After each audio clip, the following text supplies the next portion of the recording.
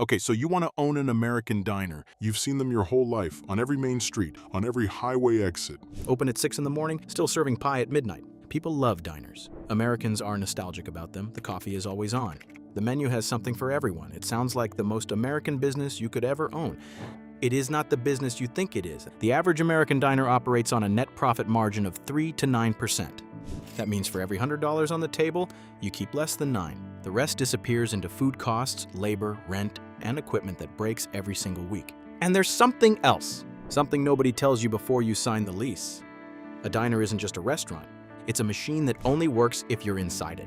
Every single day. By the end of this video, you will understand why the diner, the most beloved business in America, is also one of the hardest to make profitable. What the numbers actually look like behind the counter, and why most diner owners don't get rich. They get trapped.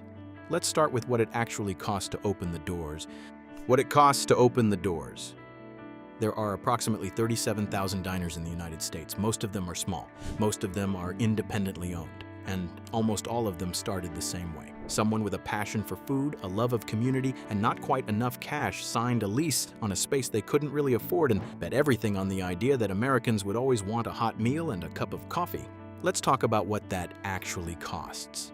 If you're building a diner from scratch, budget between $275,000 and $650,000. That covers construction, equipment, and a commercial kitchen that meets every health code your county is going to throw at you. The kitchen alone will run you $100,000 to $200,000. Commercial ranges, flat-top grills, walk-in coolers, exhaust systems, a dishwasher that costs more than your first car.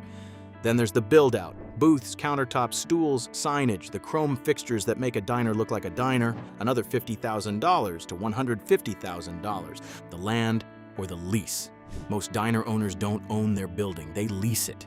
In a mid-size American city, that's $4,000 to $12,000 a month before you've served a single egg.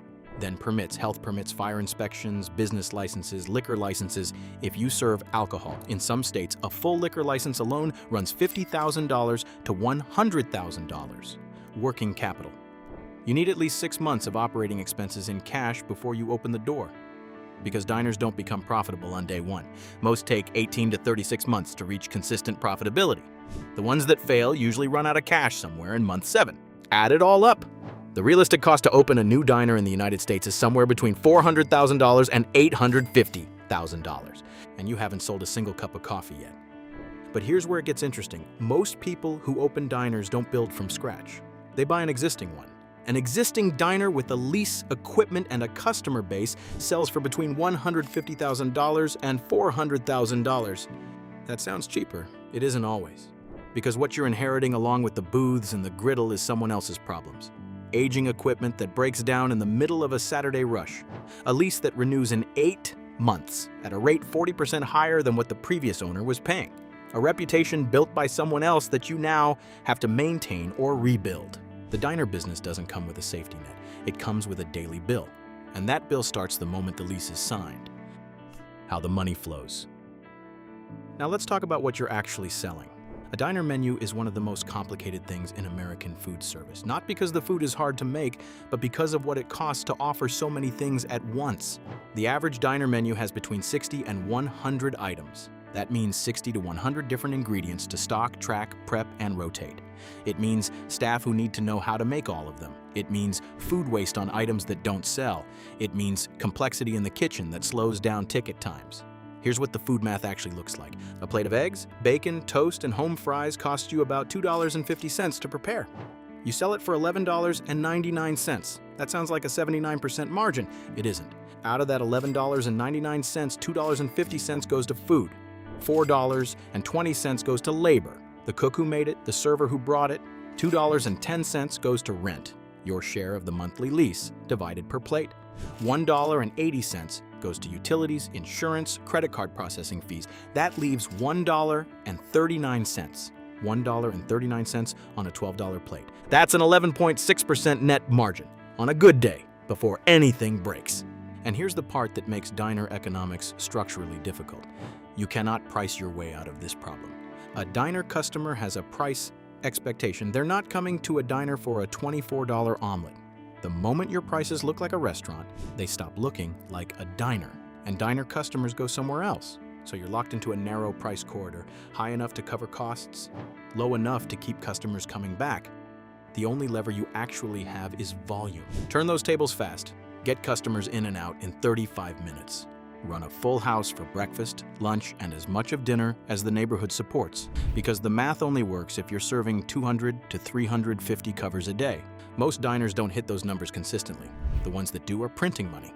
The ones that don't are slowly drowning in a very small pool of margin. The hidden costs. This is where the real problem lives. Let's talk about what a diner actually costs to run every single day. Labor is the biggest number on your P&L. A diner with 50 seats typically needs 3 to 4 kitchen staff during peak hours, 2 to 4 servers, a busser, and a dishwasher. That's 8 to 10 people. At $15 to $18 an hour in most markets, that's a labor bill of $4,000 to $6,000 a week.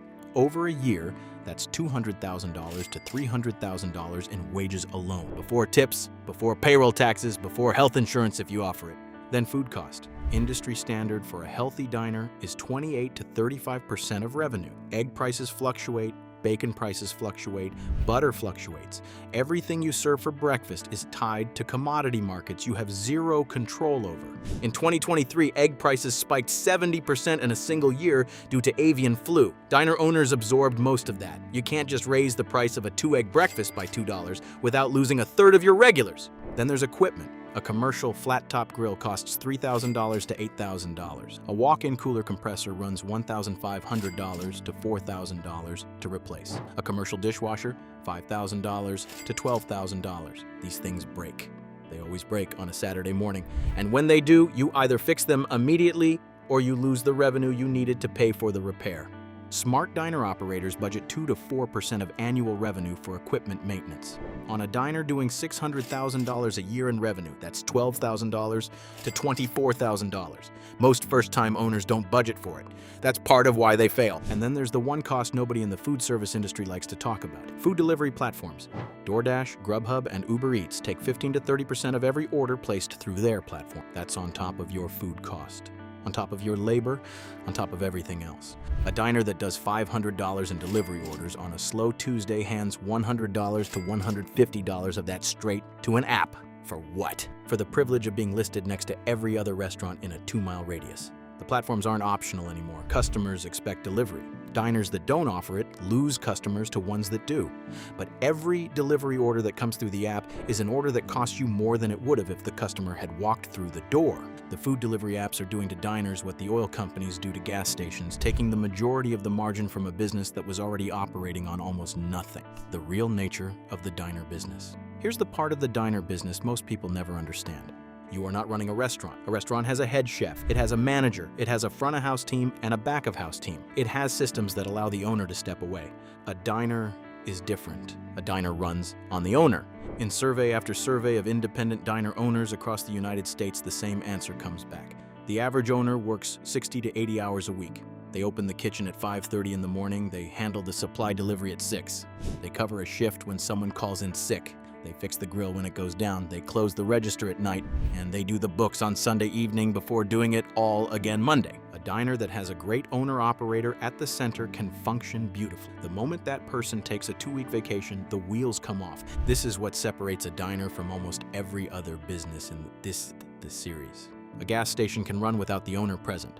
A hotel runs on management companies and brand systems. A McDonald's franchise operates on 70 years of corporate processes so refined that a teenager can run a $4 million location. A diner runs on you. That's not a complaint. Some people build extraordinary businesses this way, but it means the diner isn't an investment. It's a job, and a job you bought for $400,000 to $850,000. A job that will work you harder than any employer ever would. A job that you cannot quit without losing everything you put into it. The most successful diner owners understand this completely. They don't think of themselves as business owners. They think of themselves as craftsmen, people who built something with their hands, who pour themselves into every plate, and who find the margin not in the numbers but in the loyalty of customers who come back 3 times a week for 30 years. That loyalty is real, and it is worth something. But you cannot pay the least with loyalty. Who actually makes money? Here's where the diner story gets complicated. Because some people do make very good money owning diners, not all of them, not even most of them, but the ones who crack the code follow a specific pattern.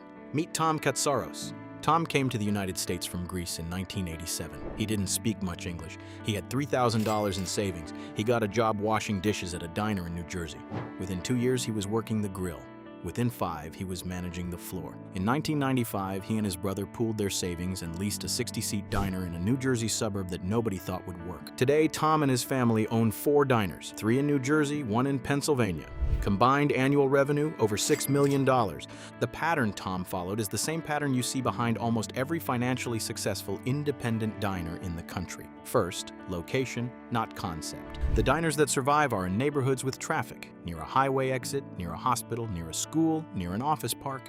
The diner that opens in a trendy neighborhood hoping to attract brunch crowds has a very different lifespan than the one that feeds the overnight shift at the factory on Route 9. Second, the owner never leaves. The most successful diner operators are present every single day. Not because they can't afford to hire people, because their presence is the product. Regulars come back because they know the owner will be there. That relationship is the loyalty program. It can't be franchised. It can't be delegated. Third, they control their costs obsessively. The best diner operators know their food cost to the decimal point. They know which items on the menu are losing them money. They trim the menu every year. They negotiate with every supplier. They waste nothing. Fourth, they own eventually. The diners that survive for decades are almost always in buildings that the owner eventually purchased. When your rent is 0 and the mortgage is paid off, the math on a diner looks completely different. The lease is the single biggest threat to a diner's long-term viability. The operators who eliminate that threat are the ones who build generational businesses. Across the Northeast United States, Greek-American families own a disproportionate share of the surviving independent diners. The pattern is almost always the same.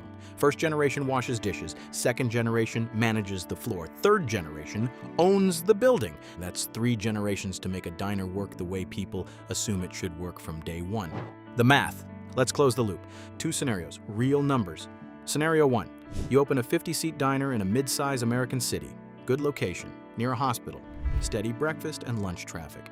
You invested $600,000 to get the doors open. Annual revenue, $550,000 to $700,000. Food cost at 32%, $176,000 to $224,000. Labor at 35%, $192,500 to $245,000. Rent at 10%, $55,000 to $70,000. Utilities, insurance, supplies, delivery fees, maintenance, another $80,000 to $100,000, and net profit, $46,500 to $61,000 a year.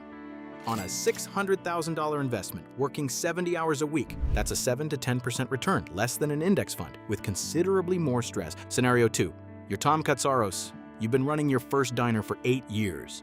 You bought the building in year 5 for $480,000. Your mortgage payment is $2,800 a month. You have no rent. Your diner does $900,000 in annual revenue. You've trimmed the menu to 55 items. Your food cost is at 29%. Your kitchen runs like a clock. You're open from 5 a.m. to 3 p.m., 6 days a week. Breakfast and lunch only, no dinner, because you learned in year 2 that dinner kills your margins without adding enough volume to justify the labor. Net profit, $135,000 to $180,000 a year, not including the appreciation on the building you own. That's a real business. But it took 8 years, 1 building purchase, and a complete understanding of every number on your P&L to get there. The diner didn't make you rich, the discipline did. The American diner has survived for over 100 years. It survived the highway era. It survived fast food. It survived the casual dining chains. It survived the pandemic. It survived because of something that chains and platforms can't replicate. The feeling that someone who owns the place knows your order before you sit down. That's worth something, but that's also the trap. Because the thing that makes a diner feel irreplaceable is also the thing that makes it impossible to scale. Impossible to sell at a premium, and impossible to step away from without watching it decline.